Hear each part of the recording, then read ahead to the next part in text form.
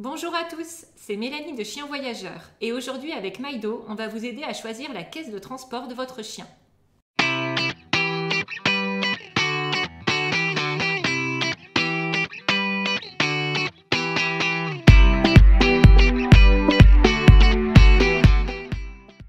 Voilà, donc la caisse de transport fait partie de la checklist du chien voyageur que vous pouvez obtenir gratuitement en cliquant sur le lien ci-dessous dans la barre d'information.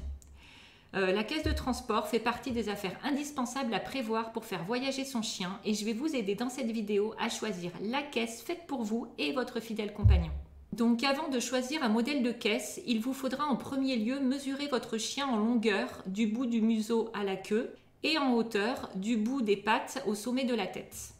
Une fois que vous aurez mesuré votre chien, il faudra également mesurer votre coffre de voiture en longueur et en profondeur pour être sûr que votre future caisse rentrera à l'intérieur. La caisse que vous allez choisir doit être suffisamment grande pour permettre à votre chien de se tenir debout et de se tourner facilement à l'intérieur. Elle ne doit pas être trop grande car votre chien y serait moins protégé en cas d'accident. Donc si vous achetez une caisse pour votre chiot, vous pouvez estimer à peu près son poids et sa taille adulte en vous fiant d'une part au standard de la race et d'autre part au gabarit des parents. Ça restera approximatif mais ça vous donnera une idée de la taille de la caisse à prévoir. Si vous achetez donc une caisse pour votre chiot, ce sera une caisse donc trop grande parce que prévue pour une taille adulte.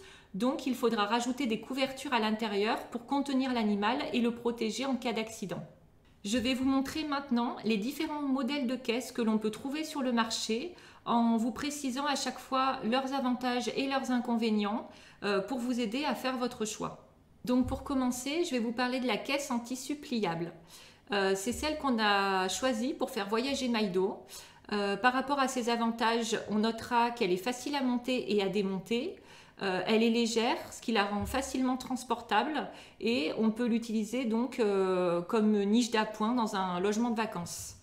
Elle comporte également des poches extérieures pour ranger des affaires et son côté semi-rigide la rend plus facile à installer dans une voiture. Pour l'inconvénient principal, c'est qu'elle ne sera pas très efficace pour protéger votre chien en cas d'accident.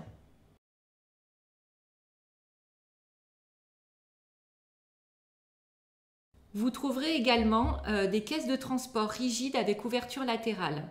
Donc ces caisses de transport ont deux avantages principaux. Certaines d'entre elles en métal ont réussi brillamment l'épreuve du crash test.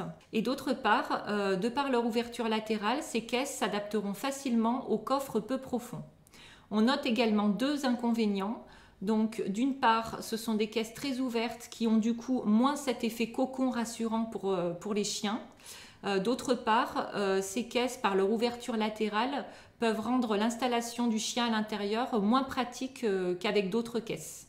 Je vais vous parler ensuite de la caisse de transport rigide avec ouverture frontale. Donc cette caisse de transport a trois avantages principaux. Certaines de ces caisses ont réussi brillamment l'épreuve du crash test.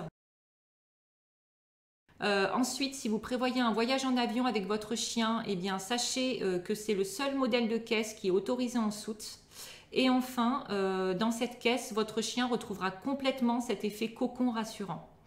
On note malgré tout un inconvénient majeur, c'est son côté encombrant. Et selon la taille de votre chien, cette caisse ne rentrera pas forcément dans votre coffre de voiture. Donc enfin, sachez qu'il existe des caisses de transport pliables et rigides. Donc l'avantage de ces caisses réside notamment dans leur côté pliable et donc transportable facilement. Par contre, ces caisses ne sont pas assez solides pour protéger le chien en cas d'accident. Elles sont très ouvertes, donc n'auront pas cet effet cocon rassurant pour votre chien. Et enfin, selon la taille de votre chien, elles seront peut-être difficiles à faire rentrer dans le coffre de votre voiture. Voilà, donc dans la prochaine vidéo, je vous montrerai comment j'ai appris à Maido à rentrer dans sa caisse de transport et à s'y sentir bien. Donc si vous avez aimé cette vidéo, n'hésitez pas à liker en mettant un pouce bleu.